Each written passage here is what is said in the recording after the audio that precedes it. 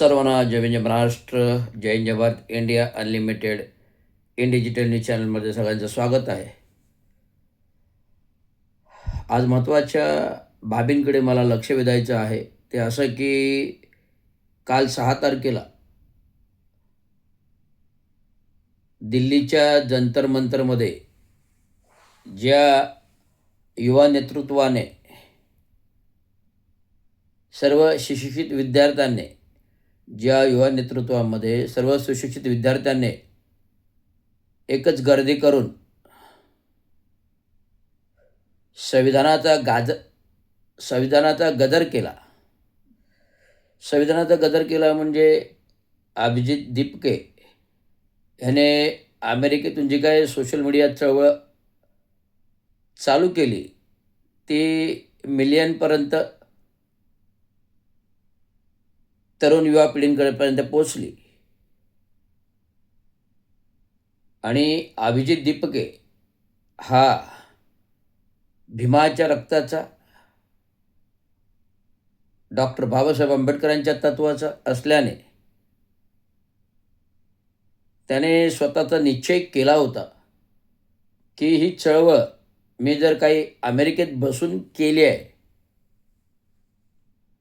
भारतामध्ये, तर मला भारतात जाऊन प्रत्यक्षात जमिनीवरची चळवळ करायला पाहिजे.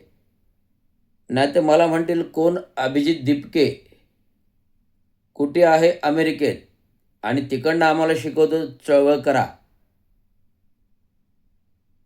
असं न होता मला प्रत्यक्षात भारतात यायला पाहिजे आणि ही चळवळ पुढे नुसतीच चळवळ न राहता डॉक्टर बाबासाहेब आंबेडकर यांच्या नीतिमूल्याचे संविधानाची चळवळ युवा तरुण विद्यार्थ्यांपासून तयार निर्माण झाली पाहिजे आणि ती संपूर्ण देशभर गाजली पाहिजे. ते तसंच झालं. सोशल मीडियावरती करोडो मिलियनर्सने लाईक्स करून कॉक्रोच जनता पार्टी ह्या चळवळीबरोबर जोडले. त्याच्या निम्म्याहून नाही, परंतु जे का युवा विद्यार्थी विविध राज्यातून जंतर मंतरवर आले आणि केंद्रीय शिक्षण मंत्री धर्मेंद्र प्रधानांच्या विरोधात घोषणा दिल्या. धर्मेंद्र प्रधानांनी राजीनामा द्यावा. डॉक्टर बाबासाहेब आंबेडकरांचं आत्मचरित्राचं पुस्तक अभिजित दीपिकेच्या हातात होतं. एअरपोर्टपासून ते पोलिसांपर्यंत जाईपर्यंत परवानगीसाठी त्यांना पोलिसांनी परवानगी दिली. स्वाक्षरीने सहीचं पत्र मी पाहिलं. ते पत्र मीडियावरचं मी स्क्रीनशॉटने घेऊन सेव्ह करून ठेवलं. कारण कोणतीही चळवळीला ही संविधानिक घटनेनुसार, शासन मंत्रालयानुसार, कायद्यानुसार परवानगी लागते आणि ती पोलिसांनी परवानगी सकाळी 10 ते 5 वाजेपर्यंत दिली. त्याप्रमाणे जंतर मंतरवरील चळवळ झाली. तर ह्या चळवळीबद्दल अनेकांचे विश्लेषण येऊ लागले. अनेक विद्वान लोक ह्या तरुण युवा पिढीबरोबर जोडू लागले. देश पातळीवरच्या महाराष्ट्रातीलही, पंजाबमधीलही, UPमधीलही, हरियाणामधीलही, राजस्थानमधीलही अनेकांनी या चळवळीवर जोडले आणि काही सिने कलावंतही त्यांनी आपल्या भावना व्यक्त केल्या. ह्या चळवळीबरोबर आम्ही आहोत, सपोर्ट आहे. आणि मी सुद्धा एक कामगार नेता, युनियन लीडर, प्रत्यक्ष जमिनीवर लढतो, अर्धनग्न आंदोलने करतो, उपोषणं करतो, संप करतो, रस्त्यावर उतरून करतो. तर माझी संस्था रजिस्टर असल्यामुळे रजिस्टर संस्थेनं रजिस्टर परवानगी घेऊन करतो. त्यामुळे मी सुद्धा या अभिजित दीपकेच्या ह्या कॉक्रोच जनता पार्टीच्या चळवळीला मी सलाम ठोकला आहे की तरुण युवा पिढी शैक्षणिक धोरणाचा विरोध करण्यासाठी केंद्रीय मंत्र्यांचा शैक्षणिक धोरणाबाबतचा निषेध करण्यासाठी ही युवा क्रांती जमली. 12 वर्षाच्या कार्यकालामध्ये जे 5-6 वेळा नीटचे पेपर फुटी प्रकरण झालं. बी जे पीचे अंधभक्त जे अंधभक्त आहेत ते काही पोस्टिंग करतात. देश खतरे में है, देश खतरे में है, देश के खतरे से बड़ा ये नीट का परीक्षा है क्या, असे पोस्टिंग संसद खासदार कंगना रनावतने केलेले आहेत. देश खतरे में है, देश से बड़ा नीट एग्जाम है क्या. अरे नीट एक्झाम आहे का म्हणजे देशचं नीट एक्झाम म्हणजे देशाच्या तरुणांचं शैक्षणिक धोरण भविष्य आहे, म्हणून ते महत्त्वाचं आहे. देश खतरेमध्ये आहे. जेव्हा तरुण शिकेल तेव्हाच देश संकटातून बाहेर काढेल ना. तरुण शिकलाच नाही तर देश आलेला खतरा कसा काय निघेल. म्हणून तरुणांनी शिकले पाहिजे. म्हणून नीट एक्झाम ज्या होत आहेत त्यांचे पेपर फुटी प्रकरण झालं नाही पाहिजे. त्यासाठी धर्मेंद्र प्रधान यांनी केंद्रीय मंत्रिपदाचा राजीनामा द्यायला पाहिजे, अशा मागण्या होत्या. आता महाराष्ट्रामध्ये कुठेही कोणतीही गोष्ट घडली तर देवेंद्रनी नाही बोललं त्याच्यावर त्याला कसं देवेंद्र काय म्हणणार.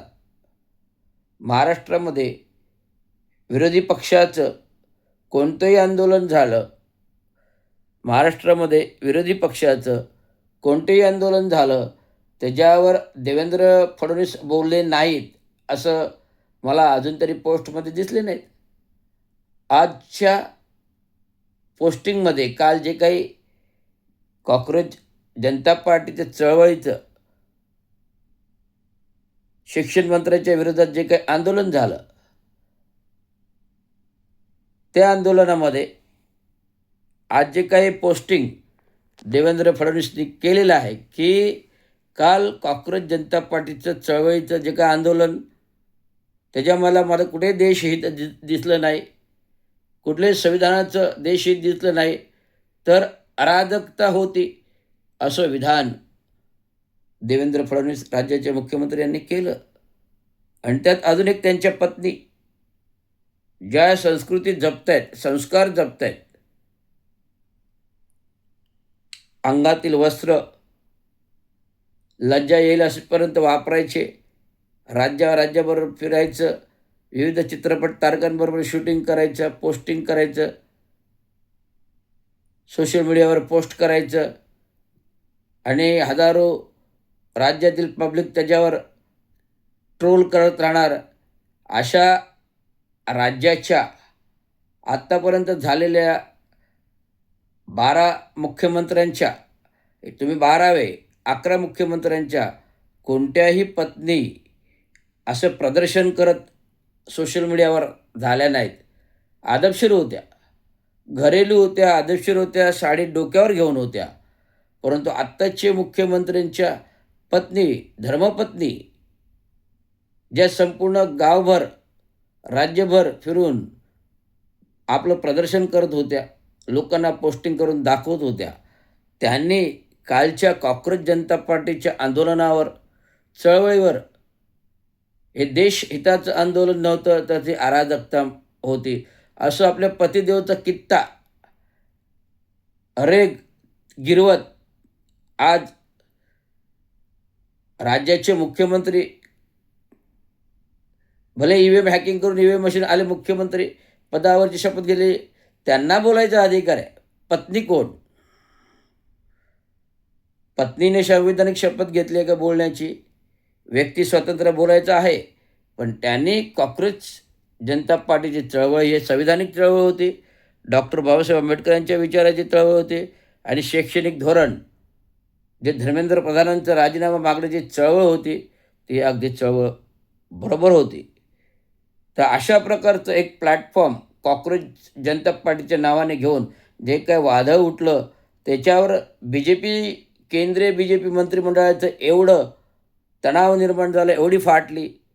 भारतीय जनता पार्टी RSS संघाची एवढी फाटली की कॉक्रोच जनता पार्टीची चळवळ कोम्बिंग ऑपरेशन करायचं, या बाजूने चारी बाजूने तटबंद्या लावल्या, रस्ते बंद केले, जंतर मंतर येणारे जंतर मंतरकडे येणारे रस्तेच बंद केले होते. परंतु पोलिसांच्या परवानगीनंतर युवा पिढी जंतर मंतरकडे येऊ लागले आणि आंदोलन त्यांनी यशस्वी केलं. 5 वाजेपर्यंत वेळ दिली होती. त्यामुळे देवेंद्र फडणवीसांचा हा इशारा आहे. ही युवा पिढीची चळवळ हीच खरी पुढे क्रांतीची चळवळ होईल, हे लक्षात घ्या. युवा पिढीची चळवळ, युवा पिढीची चळवळ, युवा पिढीची चळवळ हीच पुढे आंदोलन जनक्रांतीची चळवळ होईल आणि तुमच्या सरकारला, केंद्रातील सरकारला पायउतार व्हावं लागेल, जे एफस्टीम फाईलमध्ये अडकलेलं आहे. आणि महाराष्ट्रातील राज्याच्या सरकारलाही पाय उतारला लागेल, जे अशोक खरात कॅप्टनच्या फाईलमध्ये अडकलेले आहे, EVM हॅकिंगमध्ये अडकलेले आहे, विविध टक्केवारी घोटाळ्यामध्ये अडकलेले आहे. आणि कॅप्टन खरातांच्या सेक्स स्कॅन्डलमध्ये 39 आमदार तर अडकलेले आहेत. संविधानिक विधानभवनामध्ये निवेदन झालीत विविध आमदारांची त्याच्यावरती, की जवळजवळ 39 आमदार ह्या कॅप्टन खरातांच्या जी काही केस झाली, अटक झाली, त्याच्यासोबत ते आलेले आहेत. त्यामुळे देवेंद्र फडणवीसने न बोललेलं बरं आहे. तुम्ही 27 तारखेच्या मार्च महिन्याच्या 27 तारखेच्या शेवटच्या दिवशीच्या विधानसभेतील विधिमंडळातील भाषणामध्ये जे निवेदन वाचलं, त्या निवेदनामध्ये तुम्ही निवेदन वाचलं नसतं तर परवडलं झालं असं. कारण ज्या पीडित महिला होत्या त्यांच्यावर तुम्ही बलात्कार केला एक प्रकारचं निवेदन वाचून, की पोटावर बोटं फिरवली आणि कुठे कुठे बोटं घातली, असं तुम्ही वक्तव्य 288 आमदारांसमोर विधिमंडळात केलं. हाच तो बलात्कार आहे महिलाचा. मी आता राष्ट्रपती आयोगाकडे तक्रार करतोय. मुख्यमंत्री देवेंद्र फडणवीसांची, की त्यांनी पीडित महिलांचा लैंगिक बलात्कार केलेला आहे, जो विधिमंडळामध्ये त्याने बोलून बाहेर जे काही अशोक खराते कॅप्टनने केलं, तेच कित्ता देवेंद्र फडणवीसने निवेदनाद्वारे बोलून केलं. त्यामुळे हे कुठे विदारक आहे, महिलांची मानहानी आहे आणि त्याला राष्ट्रीय महिला आयोगाकडे गुन्हा बनतो, हे तुम्हाला मी सांगतो आहे. एवढंच सांगायचं नाही आहे, तर अजून भरपूर काही बोलण्यासारखं आहे. हे सरकार, जे सरकार ह्याला खरं म्हणजे बरखास्त करायला पाहिजे.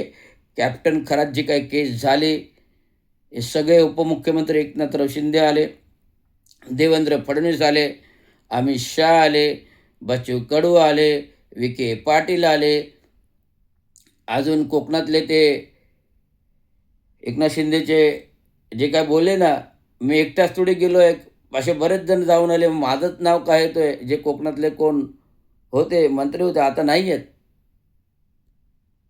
प्रवक्ते होते शिवसेनेचे, ते असे अनेक 39 आमदारांची नावं आहेत आणि मंत्र्यांची नावं आहेत. तर सरकार बरखास्त करावं असं मी स्वतः ठाणे जिल्हाधिकारी कोर्ट नाक्यावर काळे पोस्टर दाखवून आंदोलन केलं. जिल्हाधिकाऱ्याला पत्र दिलं, की हे पत्र राष्ट्रपतीला पाठवा, एक पत्र राज्यपालाला पाठवा, एक पत्र राष्ट्रपतीला पाठवा, एक पत्र राज्यपालाला पाठवा आणि हे सरकार बरखास्त करा, असं निवेदन आंदोलन मी स्वतः केलं होतं आणि पुन्हा करण्याची वेळ आता आलेली आहे. त्यामुळे रवींद्र चांगो शिंदे संविधानिक मार्गाने जातो, डॉक्टर बाबासाहेब आंबेडकरांनी मार्गाने जातो. जो डॉक्टर बाबासाहेब आंबेडकर चळवळीच्या मार्गाने आंदोलन करतो, त्याला रविराज, अध्यक्ष महाराष्ट्र ऑल इंडिया कामगार सेना, महाराष्ट्र म्युनिसिपल कर्मचारी युनियन, महाराष्ट्र अभियंता असोसिएशन युनियन, स्टेम प्राधिकरण युनियन, परिवर्तन कामगार सेना, महाराष्ट्र एसटी महामंडळ कर्मचारी युनियन, महाराष्ट्र पोलीस कर्मचारी युनियन, महाराष्ट्र राज्य परिवर्तन कामगार सेना नाशिक, पॅंथर, जय भीम आर्मी, महाराष्ट्राचा सिंह, भारताचा महाराष्ट्राचा रक्षक, भारताचा रक्षक, कायद्याचा रक्षक, संविधानाचा रक्षक, आरक्षणाचा रक्षक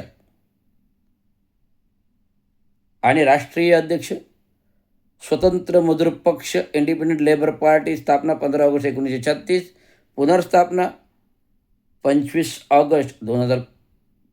पुनर्स्थापना 15 ऑगस्ट 2025. येणाऱ्या पुढील 3 वर्षातील निवडणुकांची विधानसभेची तयारी मी करत आहे. जे जे काही राज्यावरती चाललेले आहे ते आपल्याला परिवर्तित करायचे आहे आणि सरकारचं परिवर्तन आपल्याला करायचं आहे. केंद्राच्या सरकारचं, राज्य सरकारचा एक अर्ज राष्ट्रपतीला, एक अर्ज सर्वोच्च न्यायालयाला करून हे सरकार उलथून काढून परिवर्तन करायचं आहे. एवढंच मला सांगा. धन्यवाद. जय भीम, जय महाराष्ट्र.